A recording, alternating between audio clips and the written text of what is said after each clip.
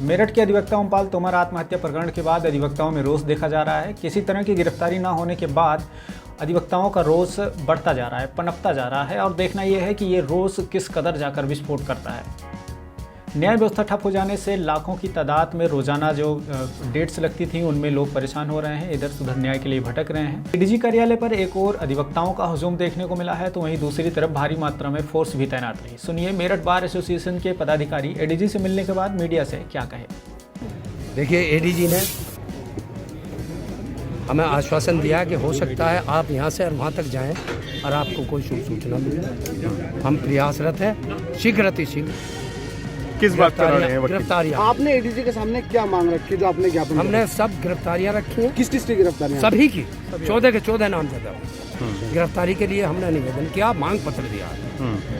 अगर ऐसा नहीं होता तो आंदोलन कहाँ तक जाएगा? आगे जाएगा, आगे जाएगा। इसे और तीव्र करेंगे, पूरे वेस्टर्न यूपी में बढ़ाएंगे, इसे वेस्टर्न यूपी की खोल करेंगे।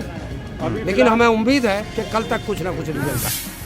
आपको बता दें कि अधिवक्ता ओमपाल तोमर आत्महत्या प्रकरण के बाद से लगातार सियासत गरमाई जा रही है। चूँकि इस प्रकरण में 14 जो आरोपी शामिल हैं उनमें से एक भारतीय जनता पार्टी के हस्तिनापुर के विधायक दिनेश खटीक भी शामिल हैं। इस वजह से पुलिस इसमें किसी तरह की गिरफ्तारी करने से शायद बच रही है। अधिवक्ताओं का लगातार आरोप यही है कि जिसमें पुलिस उन्हें बचा रही है और किसी न किसी तरह से इस मुकदमे को कमज़ोर करने में लगी हुई है।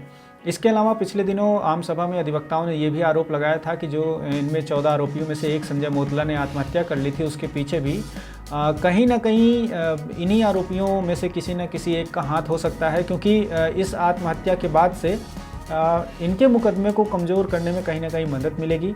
और इस प्रकरण के बाद से अधिवक्ताओं में इतना रोष देखा जा रहा है कि उन्होंने रजिस्ट्री कार्यालय बंद करा दिए, न्याय व्यवस्था पूरी तरह से ठप कर दिया उन्होंने और क्रमिक अनशन पर कचहरी कंपाउंड में बैठे हुए हैं। साफ तौर पर उनका कहना है कि जब तक आरोपियों की गिरफ्तारी नहीं होती है तब तक वो अनशन से नहीं उठेंगे और किसी तरह से किसी दबाव में आने को तैयार नहीं होंगे। अधिवक्ता बिरादरी से मेरा एक अनुरोध है कि जिन कागज़ों के सहारे एक लंबी चौड़ी न्यायिक प्रक्रिया की आड़ में आप सभी लोग नेता अभिनेता और तमाम प्रभावशाली लोगों को बचाते आए हैं, आज उन्हीं लोगों के चक्रव्यूह में आप स्वयं फंस गए हैं।